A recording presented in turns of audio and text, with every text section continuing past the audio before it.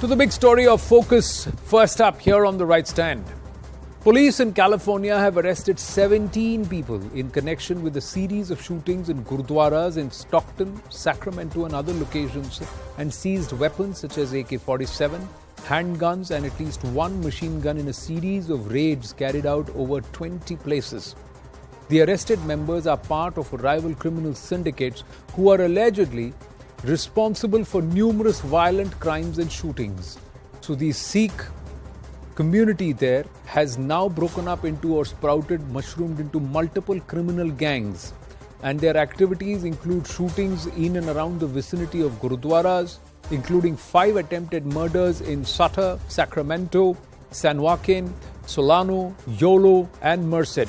These are the counties that have been affected, and according to the California police, 2 mafia members who are quote-unquote wanted for a number of murders unquote in India have also been arrested. One of them, News18 understands, is Pavitr Veer Singh. He's one among the 17 arrested who is allegedly involved in the killing of Shiv Sena Bal Sahib Thackeray leader in Punjab, Sudhir, who was shot dead. Sources say he directed that killing and guns were recovered. So the arms supply, directions, all of this point to a very, very nefarious operation, ladies and gentlemen, which should concern all of us. Are youngsters being groomed into crime, and from thereafter are these gangs then orchestrating not just the flow of money into Punjab, but along with that sinking into the K narrative and then further pushing lawlessness and secessionism on Indian soil? Is this all being done in cahoots or at the aegis or under the patronage of elements who are linked with the ISI is another major question. According to top intelligence officials, our investigations editor Manoj Gupta getting us these details, the Babar Khalsa International and the ISYF, they were the main terrorist groups that started this entire K movement or Khalistan movement. Intelligence sources are saying that on the one hand, their own youth are sitting overseas and becoming radical, and on the other, they are creating criminal cadre in India. So there is radicalism and also these gangs which are now manifest in California and the US. There are certain similar cases which are emerging in Europe and also in Canada. But along with that, they are also creating similar cadre and similar operations in India. Money in the name of religious movement is being collected. In the last 6 years, more than 20 incidents have happened. Attacks have been carried out in Punjab too. All these 20 attacks were carried out on specifically BJP and RSS linked leaders and faces, and this intelligence sources believe is in a bid to revive this entire K movement, secessionist movement. Intelligence sources say the probe reveals the movement is running or being controlled from beyond India's borders. It's being done from foreign soil. These Sikh groups collect huge sums, send small amounts, 50,000 rupees, 1 lakh rupees, to carry out tasks. So the monies are collected in lump sum, but then they are sent to India or funneled into India in small amounts and for specific carrying out specific tasks. Pamma and Road, Paramjit Pamma and Road, and other 9 notorious Khalistan masterminds are operating out of 5 European nations and also from Pakistan. Pakistan is engaging Europe, USA and Canada and also becoming an important element in this entire conflict. Their fresh attempt is grouping Khalistani and Kashmiri groups. And Manun was an important player in that. He was caught with Kashmiri elements, pictured, photographed. We had showed those photographs last night here on the right stand, where he was seen very clearly on British soil with Pakistani embassy members, and also at an event we are given to understand that was set up by the Pakistani embassy in the UK, and he was there along with activists, secessionist, separatist Kashmiris, and he was present there. Pakistan is using Gurpantwat Panum to radicalize youth. Pakistan is providing shelter and cover to this SFJ outfit, which has been declared a terrorist outfit under UAPA, and its chief Gurpatwant Panun, who's been announced and deemed a terrorist by India. They are all active. So we pull out the pictures from yesterday of Pannoon with Kashmiri separatists and elements who are wanted, who are again pushing secessionism. So this K2 agenda of the Pakistanis, and then link that to what has now happened, this crackdown that's now happened in North Carolina, where 17 individuals have been arrested. It's a huge cross-county crackdown that has happened, ladies and gentlemen. And somewhere this is sounding very, very ominous. Let's go across to Sushant Sareen, Senior Fellow ORF, Dr. Lavanya Vemsani, Professor, Shawnee State University and Editor-in-Chief of the International Journal of Indic Religions, and Puneet Sahani, activist. Namaste, Jai Hind to the lady and the gentleman. Thank you very much for joining us. Lavanya Vemsani ji and Puneet Sahani, I'll start with you and then I'll come to you, Sushant ji, because both of them are residing in the US of A. Lavanya ji, in that side, in the West Coast, this activity being carried out, is it manifest in other regions also? Yes, it has a transnational link. It's working actively in the US, in Canada, and as you have reviewed, it's also working in India, Pakistan, and other Asian countries. So this is a transnational network which works with criminal, sometimes banned organizations. The power-thirsty gangs are pushing the community into a parallel regime type of organization. The organizations are trying to grab the community, the Sikh community that's in these countries, into their power grab. They're trying to establish themselves in the USA and Canada, not too far from asking separate autonomous governance. So internal struggles are increasing. So you would see these attacks and counterattacks between the different terrorist organizations or criminal organizations, as they call. This will increase as these ambitions grow. They are trying to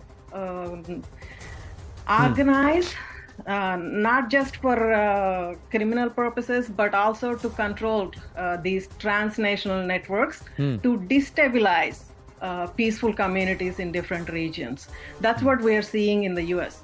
The Sikh community is known as a peaceful and hardworking community in United States. Did they change all of a sudden? No, they did not change. But what the change is, some of these groups that are organized and trying to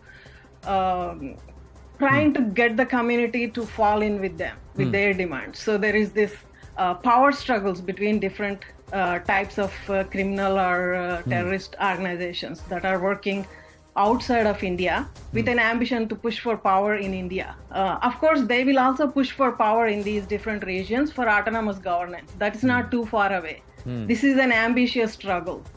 What we are seeing is this internal struggle between different groups to get the community to fall in. How can this be countered? Because this is a huge operation that's been conducted, 17 people being arrested, multiple gangs, and these are within internecine, intra-community. Puneet Sahani. Right. Namaste, thank you, Arvind Bhai. You have asked a very good question. So, again, this gang, you see like how much of, a sophisticated weapon and assault rifles have been caused. So first I would say, like, I'm not excusing everything. I'm always speaking against Khalistan. But try to think of Sikhs as flesh and blood humans. If these are people carrying assault rifles, and people say like Sikhs don't speak up anything, right? So the state has to enforce rule of law and take care of these criminal elements. Otherwise, nobody can speak. Correct. If somebody is carrying like 40 assault rifles in a Gurdwara, what can you do? So that is point number one. Now, again, this is an entire nexus. So what happened outside San Francisco, everybody saw on TV and, these ugly people were using filthy slurs for Brahmin women. And now everybody saw that and it became such a controversy. The thing is, I am in touch with people who are there, who went. Now the women they were insulting, they were actually Jat Sikh women who had come for the, support of the Indian government and against these Khalistanis. And, they are very tough women and, they were crying, of course. But then they were like, we are going to fight this, thugs back. And, they are actually now cooperating with the police as well. And they had spoken with these protesters before this protest happened, because they arrived early because there is a lot of traffic in San Francisco. When they spoke to them, these people, even who came to protest, they were completely lost. So they are working without papers in a gas station or something. And I had released that video of Simranjit Singh Mann. There is an entire nexus of asylum immigration fraud. So what they do is they enter through Mexico. That's why this is happening much more in California than elsewhere. They enter California illegally. And then Simranjit Singh Mann, who is himself sitting in the Indian Parliament, he writes them a letter and he accepts, like I've released this tape, where he's saying for a fixed price, he releases a letter for, to get them asylum there. And I know people who have got asylum, if you want to do a story here. And they get, so they have to protest outside the Indian consulates and, break the windows. Because now, the Indian government will complain against them. Now they basically use the same thing. Like, I can help you get these letters. They say the BJP government in India is in power, right-wing Hindutva government is in power, and the Sikhs are under attack. See, they have filed FIRs against us. So they use the same FIRs against them to get asylum in United States. So this whole, there is a mafia nexus going on. And it is full of criminality of, gangs and drugs and guns. And this is what, you asked a very good question, what we can do. We have to make this case to the US government. Because, for example, if somebody has fled India and, gone to US, okay, he has broken some laws and, he has broken a window. But here, to do this asylum fraud, it's actually a very, very, very, very serious felony. And we should make this case to the American government that all this, Khalistanis who have used Simranjit Singh Mann's letter, their case should be, re-examined. Because they are a danger not just to US-India relations. They are a danger to the American citizens. And as you have seen, they are carrying guns.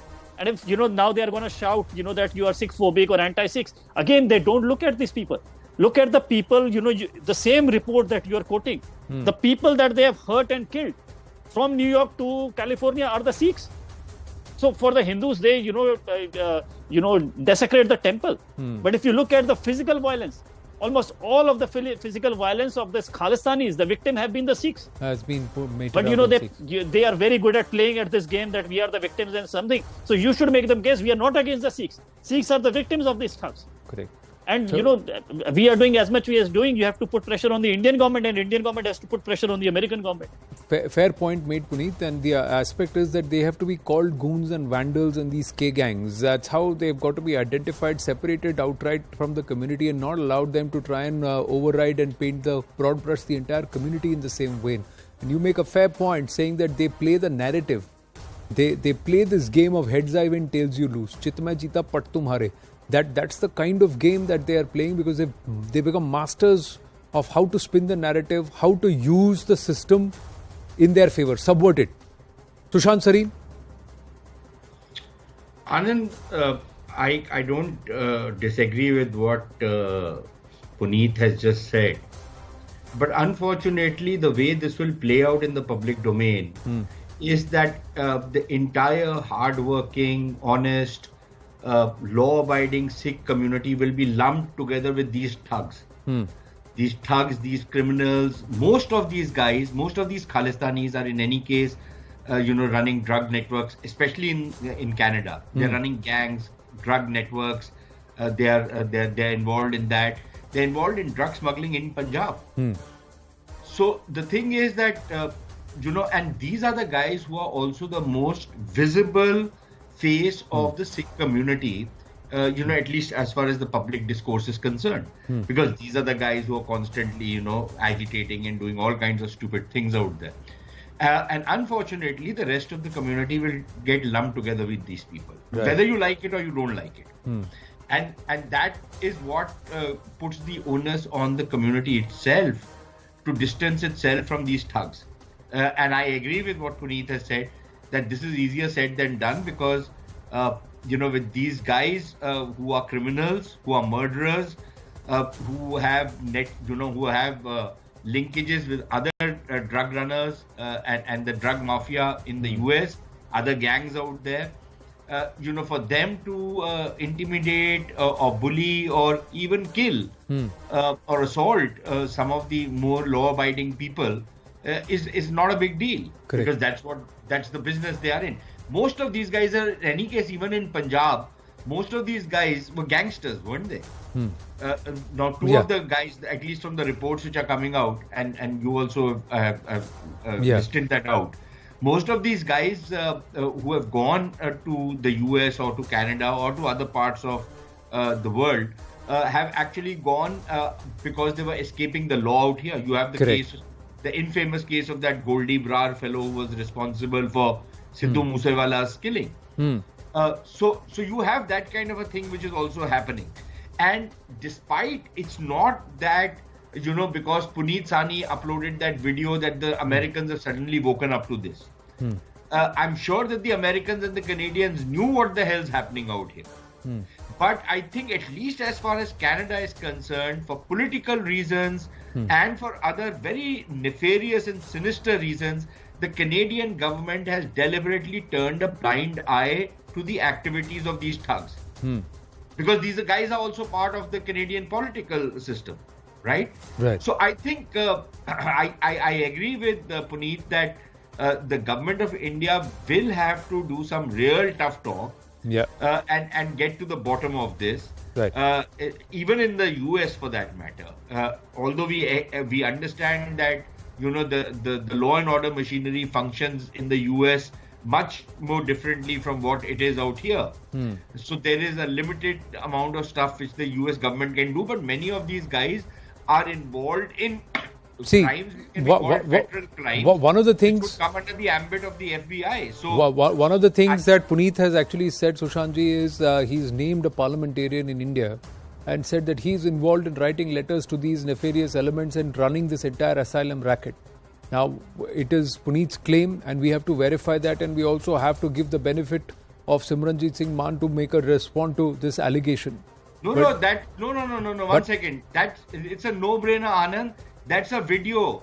That's a video in an interview where Simranjit Singh Mann has openly accepted that he takes about 35,000 rupees, if I'm not mistaken, for just signing this letter that the person, the bearer of that letter, needs to be given asylum because he is being oppressed in India and he's being persecuted in India.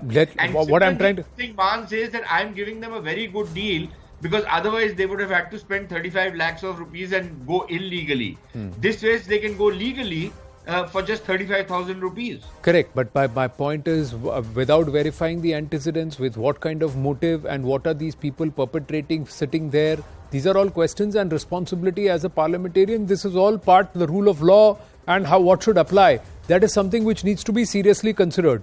But Puneet has offered to give us case studies and put us through to people who have done this. So then we will follow up that story, and once this discussion is over, our team will connect with Puneet and get the details and we'll follow up that story. But Puneet, you wanted to make a point. The larger concern is this reverse traffic which is happening.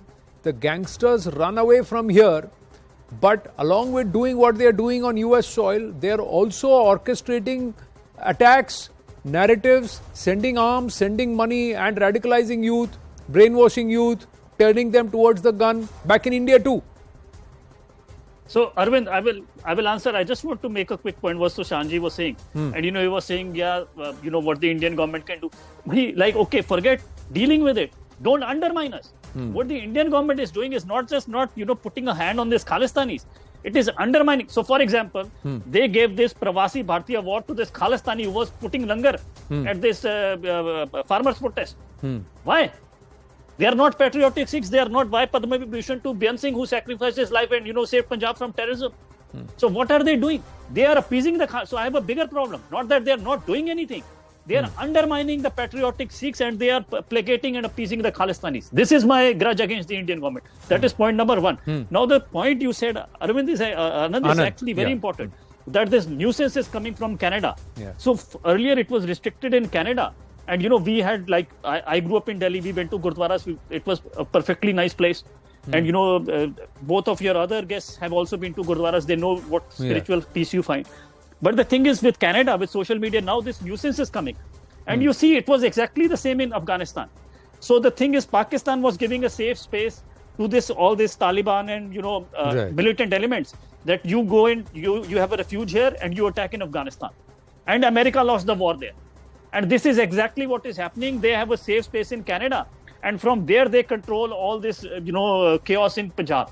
And this is why Captain Amrinder Singh, he said, I think a decade ago, and he was absolutely right, that India should put sanctions on Canada, or maybe, take them to the United Nations. It is a third. What do we gain from Canada? Nothing. We gave them the vaccines, and we are not able to put this Canada, straight.